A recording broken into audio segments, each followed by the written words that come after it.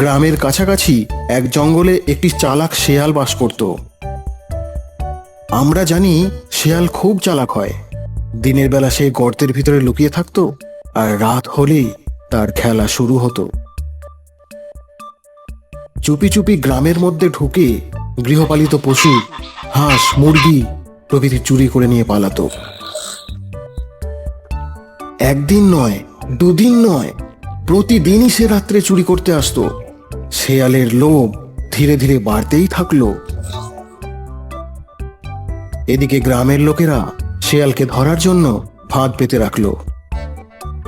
সূর্য অস্ত যাবার পর ধীরে ধীরে অন্ধকার নামলো, আর শুরু হয়ে গেল শেয়ালের রাজত্ব। প্রতিদিনের মতো আজকেও সে চুরি করার জন্য রওনা হলো।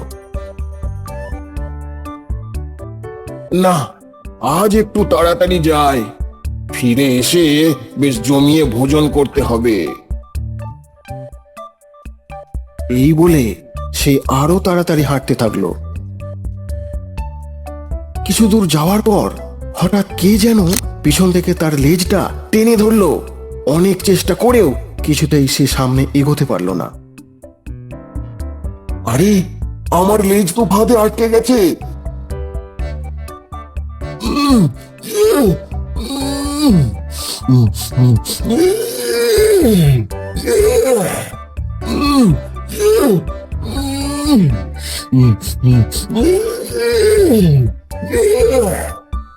শেয়াল অনেক চেষ্টা করলো নিজেকে ছাড়াবার, কিন্তু কিছুতেই কিছু হলো না। অবশেষে শেয়াল শরীরের সমস্ত বল প্রয়োগ করে টানতে থাকলো।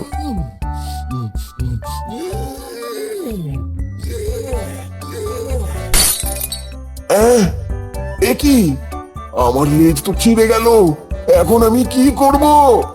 যদি বন্ধুদের কাছে যাই, তারা আমাকে দেখে ঠাট্টা করবে এবং লেজ কাটা শেয়াল বলবে।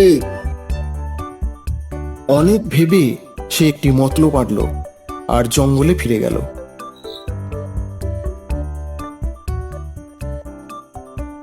পরদিন সকালে সে তার বন্ধুদের একটি সভায় উপস্থিত হবার জন্য আহ্বান জানালো। সভায় দাঁড়িয়ে শেয়াল বলল, আমাদের সুখের দিন শেষ হয়ে গেছে। লোকে আমাদের জন্তু বলে ঘৃণা করে, তার কারণ আমাদের এই লেজ।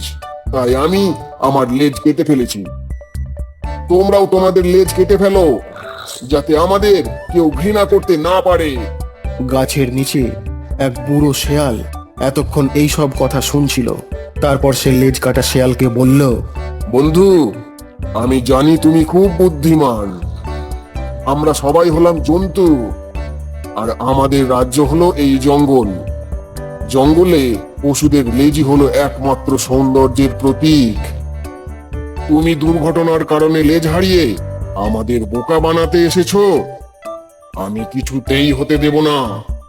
কাটা লেজ তোমার শরীরের সাথে জুড়ে দাও, না হলে তোমাকে জঙ্গল থেকে তাড়িয়ে দেব। এ কথা শুনে শেয়াল কিংকর্তব্য বিমূঢ় হয়ে সেখান থেকে চলে গেল।